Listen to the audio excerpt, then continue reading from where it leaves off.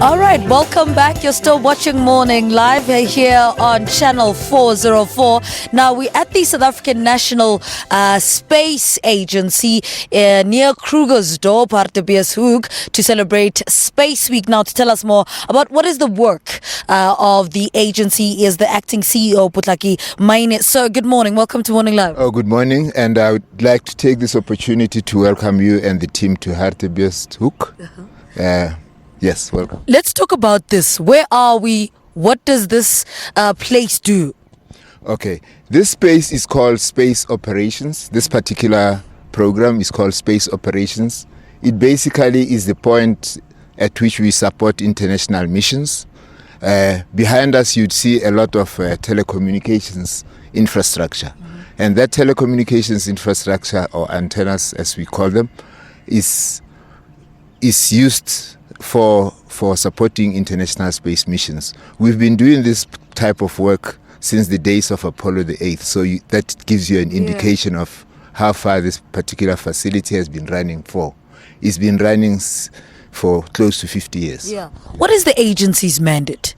The mandate of the South African National Space Agency is to coordinate space activities in the country, and we do that together with industry, with academia, with government departments, and we work collaboratively to deliver a unified space service and portfolio to different segments of our business. Yeah.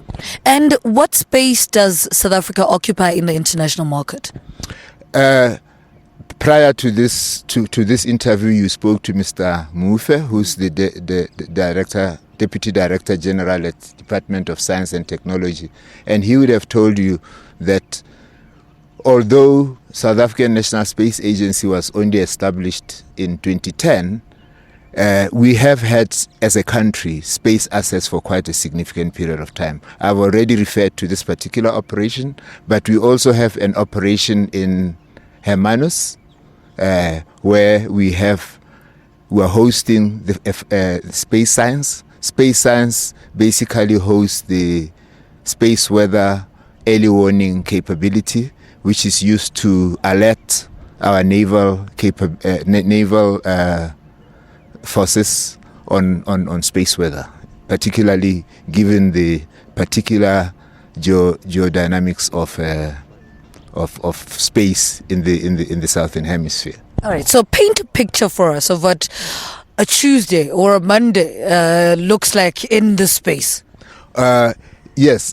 This facility is also used by another directorate of ours called Earth Observation. Right. Earth Observation basically downloads data from an array of sensors. So it's an ongoing, continuous tracking business. And through that capability, we are able to download data, and that data is massaged, and we used advanced analytics to create predictive models that allows us to aid decision making in the different segments. For example, town planning, for example, agriculture, for example, fisheries. We are able to provide very high-level data analytics that allows decision makers to make decisions on what they do based on the data that we collect and that we analyze and create predictive models using. All right. Does the agency have launch capabilities? Yes, we do. We do have.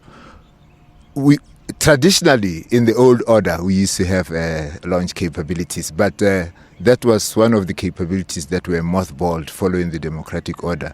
But most of those capabilities have been revived, and yes, we do have the ability to primarily do satellite build, but to a limited degree do launches. All right.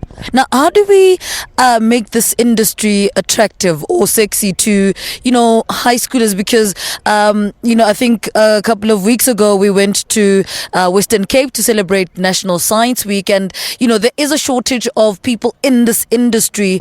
How do we make it more attractive to youngsters so that we have, youngsters coming into the industry? I'm glad you've asked that question because particularly black people have traditionally not been in great numbers in this particular business. For example, at the space science facility in Hermanus, we also have a massive geospatial laboratory in the Antarctica. And everybody knows the Antarctica is exceptionally cold. So we've battled to some degree to encourage a lot of younger people. I've cited black people not because they are unique, but because they typically are afraid of cold. And but we have succeeded quite a bit in the past 5 years in attracting a lot of younger people to live in places like Hermanus, which are different in terms of the social dynamics. All right. Sir, thank you so much for talking to us. Thank you so much, and thanks for talking to us. All right. Potlaki Maine is the acting CEO of the South African National Space Agency. I'm going to ask you to move away this way to my right, and then we're going to try and bring in our next guest.